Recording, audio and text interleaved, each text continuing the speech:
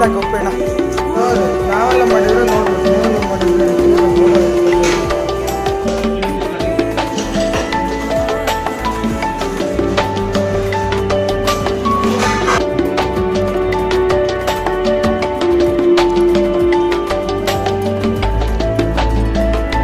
ಯಾವ ಗೋಪಿ ಮತ್ತೆ ಪುಷ್ಪ